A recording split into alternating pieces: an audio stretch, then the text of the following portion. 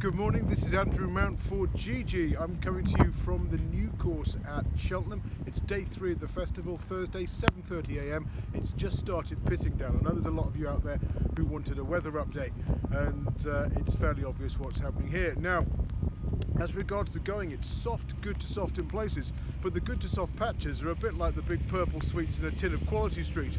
There aren't many of them to go around. Plus Grandad's probably got up before you and nicked them all anyway. Right, we kick off with the 130, the Marsh. This is the Grade 1 over 2.5 miles. It's very important to have good recent form in Grade 1 or Grade 2 company. Most winners of this race, certainly since it's been switched to Grade 1 status, have won a Grade 1 or Grade 2 last time out. Now, Itchy Feet is the one I like. He comes from the Scilly Isles Novices Chase. He beat Moonlight Shadow into second that day, and I can see the same thing happening here. The current price is on Betfair around about 9 to 2 and 22 to 1. You could be looking at a straight forecast of around 100 to 1. Sam Crow could end up going off favourite here. He's right up there at the head of the betting, but I think Sam Crow's going to end up like Don Poley and end up in the Fox Hunters or the Cross Country Chase in a few years' time. Now, moving on, we've got the 210, this is the Pertemps. I like the British form here, despite all the love around this morning for Storyteller. I'm with Scandyberg and Rapper, who finished 1-2 in a course and distance handicap hurdle on New Year's Day.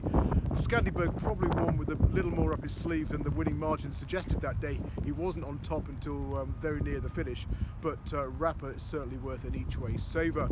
Moving on, to the 250, we've got the Ryanair Chase, of course. After the favourites had a bad day yesterday with bar Envoy Allen, certainly the short price ones.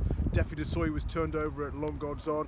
Tiger Roll was beaten as well. I don't think there's going to be quite as much love for A Plutard and Min as we would have thought last week. So I fired off arrows at ASO and Sant Calvados, who I thought might have a chance in the Queen Mother Champion Chase, but they've come for this longer trip, which he does stake, and he'll love the ground, especially if there's more rain, as you can see there is.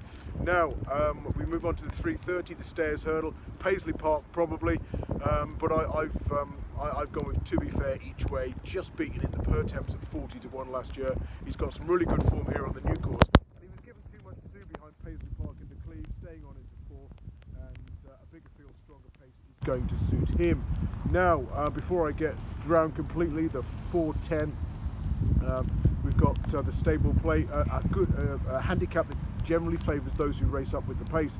I'm with Simply the Bets, who is out to frank the form of the Timeform Novices Chase here on trials day when beating Imperial Aura into second. We saw that what that one did on Tuesday in the Northern Trust handicap, and of course on the slopes third in that race is going to try and further frank that form in the Grand Annual tomorrow. Plenty of people on the doubles and trebles, that 3 combined.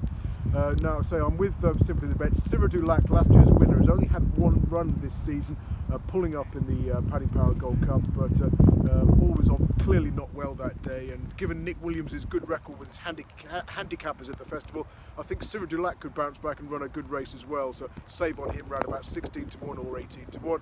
I've not studied the mares race in any great detail, and but I want to talk about the Kim Muir, one of my favourite races at the meeting.